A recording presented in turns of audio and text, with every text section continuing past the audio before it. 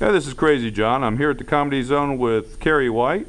And Kerry, maybe you could tell us how long you've been doing comedy and where you're from? I started out in Memphis, Tennessee, man. I've been doing comedy since first time open mic stage, 93, and been doing it full time on the road since 95. So actually doing anything that's funny, that's only just started in the past few weeks. For a while, it's just been a matter of trying to figure out what will not get me fired or not get the cops called.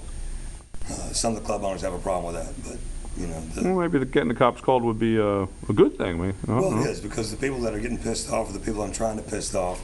Usually it's the racist and the uber Christians, and those are the people that cause most problem. And I've had them, the cops called to like 7 shows, had to have a police escort out of 2 cities because of those type of people. But still, my reputation at some of the bookers, some of the clubs is, he's going to cause a problem. You can't bring him in. But that's the problem. The state that might bring people in now.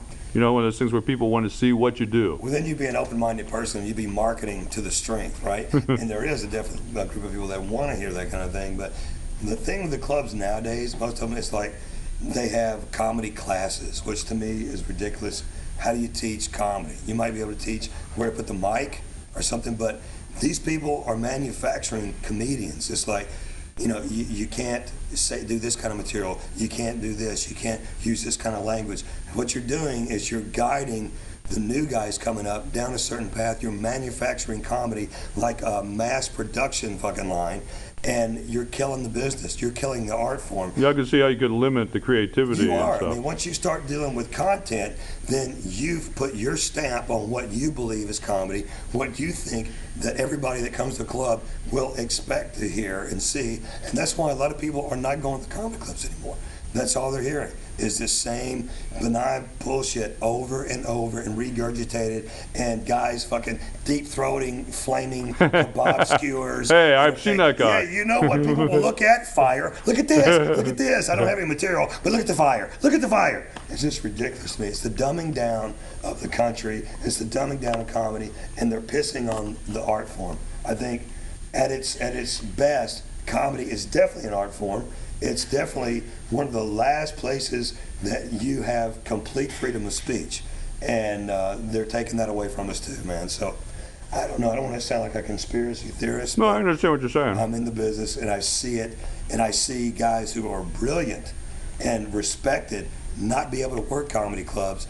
They're doing their own thing at little rock clubs and alternative venues, and they're building up huge followings, because they're not allowed on the comedy club stage. They're not even, it's going to be soon, it's not going to be a comedy club, it's going to be a joke club, where you're going to see people go up and just tell the jokes that, you've heard the same cadence, you've heard the same type of material over and over and over.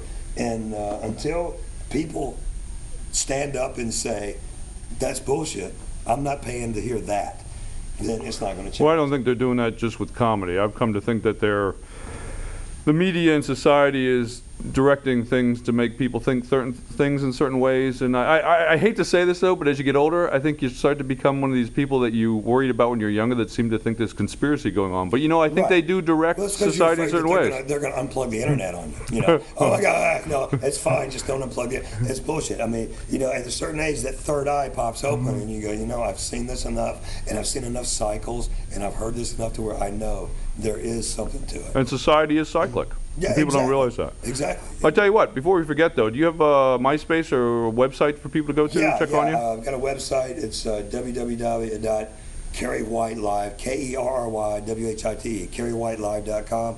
My MySpace is myspace.com/kerrythis, KERRYTHIS. So get on there, and you can kind of see a little bit of what I'm about. But it's hard. This club is one of the few remaining clubs that I'll let some of the guys that have been around a while come in and flex a little bit. And say what they want to say without editing you, huh? Yeah, but I mean, even still, there's still some material without, don't go. Well, I know, and some people like to do corporate shows because that pays, but then you got to watch what you do there because it has to be what they want. Yeah, you'll never and that restricts you too. Show. I mean, I've done shows for like some organizations like Narcotics Anonymous, done some shows for some biker organizations and stuff like that. But Biker groups as far are usually great people to they perform are. for. As far as me doing a show for FedEx, I won't be able to stand there and lie to you. And I'd want to shoot myself afterwards. So I think the key is, in order to be true to yourself, if you're going to be an artist, is to keep your overhead so low that you're able to remain true to yourself and your dignity is intact. You know, you don't need all this stuff that people think of, the new cars, the nice big house with all the latest stuff. No, you can get by through the pawn shops, online shopping. You can get what you need. Your overhead's less than $1,000 a month. You can make that easily, man. That's a good point. Good advice, too. Hey, let's say, all you kids out there, young kids, think outside the box. Don't believe them. Get every credit card they're offering you, get them as fast as they offer, and max them out. Get all the stuff you need for 10 years and immediately default on the payments. File bankruptcy, and then 10 years, when your credit's back up and it's great, it'll be time to buy more shit. Well, I tell you, hopefully people get out, check out your websites, and thanks for being with us. I appreciate you talking to me, man. Thank you. Thank you.